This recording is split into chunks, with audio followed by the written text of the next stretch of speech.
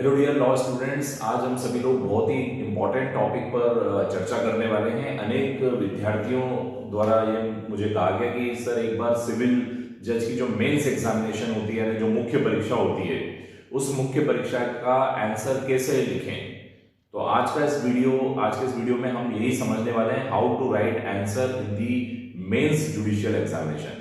यदि मुख्य परीक्षा जब आती है तो उसमें किस प्रकार से आपको आंसर लिखना चाहिए, कौन सा आंसर आइडियल होगा जिसमें आपको ज्यादा से ज्यादा ऑप्टिमम मार्क्स मिलेंगे। आप सभी का स्वागत है यूट्यूब चैनल लॉ इजी में। और इस लीगल चैनल में हम सभी लोग कानून को आसान भाषा में समझने का प्रयास करते हैं।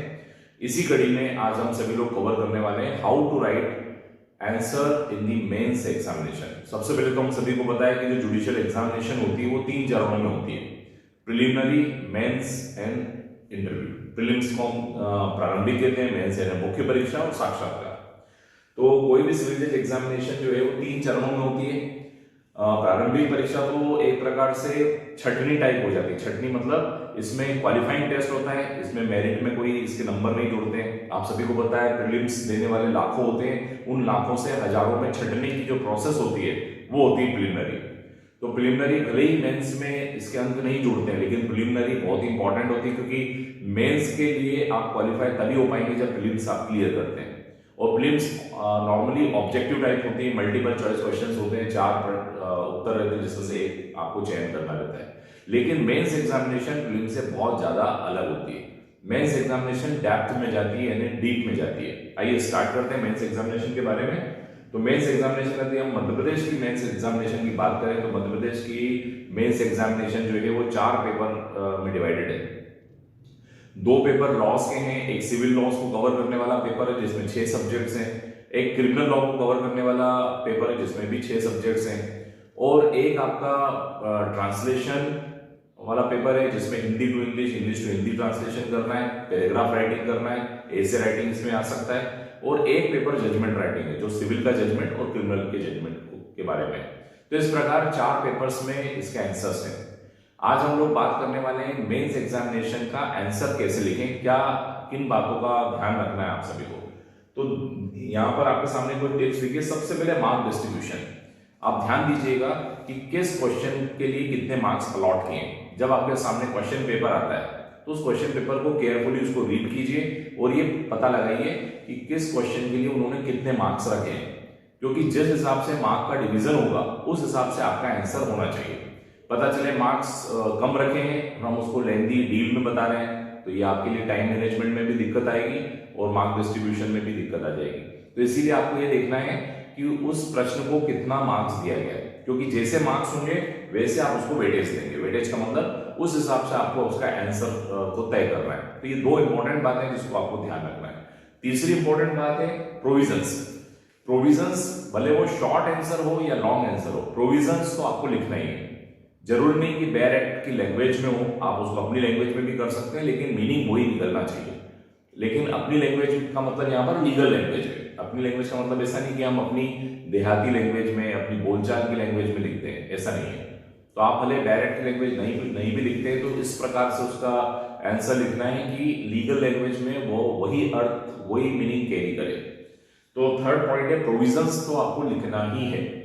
केस लॉज उनमें लिखना पड़ेगा जिनमें आपको ज्यादा वेटेज वाले क्वेश्चन दिए गए। तो केस लॉज अगर आप लिखते हैं तो इसका भी बहुत ज्यादा अच्छा इंपैक्ट पड़ता है। इसके बाद हम बात करते हैं लीगल लैंग्वेज। अगर आपको मैक्सिम्स आती हैं, लीगल फ्रेजेस आते हैं, लीगल वर्ड्स आते हैं, तो उन लीगल वर्ड्स का जितना ज्यादा उपयोग करेंगे उस प्रश्न से संबंधित, उतना ही आपके मार्किंग में फर्क पड़ेगा। बाकी कैंडिडेट से, बाकी कॉम्पिटिटर से आपकी जो आंसर राइटिंग है वो बहुत ज्यादा अच्छी लगेगी। तो legal language is very important. Legal language में लीगल वर्ड्स भी इंक्लूड है, लीगल सिनोनियम, लीगल एंटोनियम्स, लीगल मैक्सिम्स, ये सारी बातें शामिल है। तो इन चौथे नंबर पे इसका ध्यान रखना है। फिर नेक्स्ट बात देखते हैं हैंड राइटिंग। अब हैंड राइटिंग का मतलब ये नहीं है कि ये सुंदर लेखन प्रतियोगिता है कि आपको बहुत अच्छे से सुंदर लिखना है, ऐसा नहीं है। कम से कम हैंड राइटिंग ऐसी होनी चाहिए जो रीडेबल हो और जो अट्रैक्टिव लगती हो। तो readable and attractive hand writing होनी चाहिए। आप जो भी लिखते हैं वो बहुत ही साफ सुथरा, क्लैरिटी से होना चाहिए, और आपकी हैंड राइटिंग ऐसी होनी चाहिए जो सामने वाले को रीडेबल हो, मतलब अच्छे से वो पढ़ सके और समझ सके कि आपने कौन सा शब्द लिखा है। कौन से लेटर लिखें, कौन से अक्षर लिखें, वो समझ में आने चाहिए। इसके बाद है रिलेवेंट, फिर जो पूछा गया है उससे कनेक्टेड बात ही आपको बतानी है, इररिलेवेंट बातें नहीं बतानी है। नॉर्मली क्या होता है, हम लोगों ने एलएलबी किया है और एलएलबी में हम लोग लेंथी आंसर्स लिखते थे और एलएलबी में एक हमारी आदत बिगड़ गई। हमने एलएलबी में क्या करा, लेंथी लिखने के चक्कर में बहुत सारी इररिलेवेंट बातें भी उस क्वेश्चन के आंसर्स में वो बड़ा करने के लिए डाल देते थे।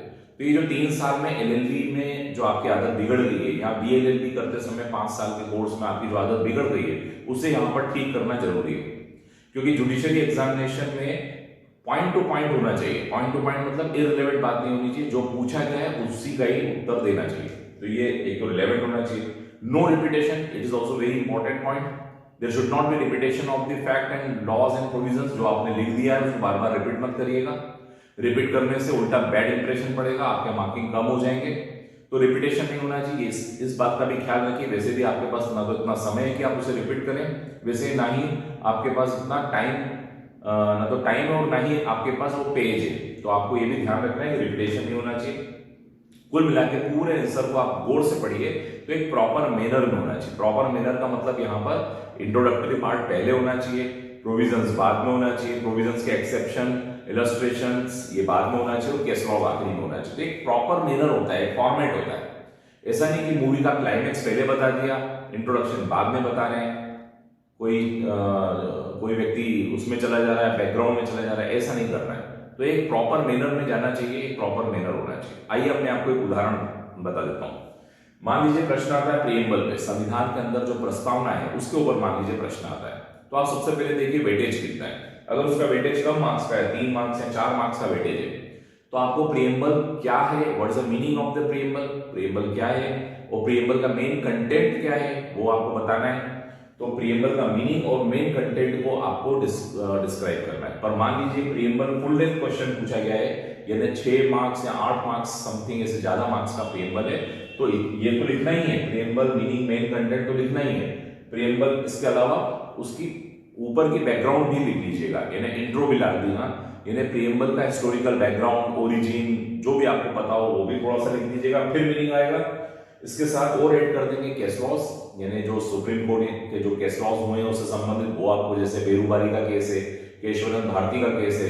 बेरूबारी के केस में प्रिएम्बल को पार्ट नहीं माना गया, केशवानंद भारती के मामले में प्रिएम्बल को पार्ट माना गया। तो ये सब बातें आपको ऐड करनी है। अमेंडमेंट्स, यदि कोई अमेंडमेंट हुआ था, जैसे 42nd अमेंडमेंट में sovereign socialist secular democratic Republic, तो इसे जो सोशलिस्ट और सेक्युलर शब्द हैं ये 42nd अमेंडमेंट में जुड़े हैं, तो ये सब बातें आपको वहां पर बतानी चाहिए, अमेंडमेंट्स भी बताने चाहिए। तो तब जाके आपका आंसर फुल लेंथ के हिसाब से बन पाएगा। तो ये है मित्रों मेंस आंसर राइटिंग के कुछ इंपॉर्टेंट टिप्स। आई होप ये लेक्चर आपके लिए यूजफुल होगा, फ्रूटफुल होगा। Kindly subscribe my channel noisy. Thank you so much.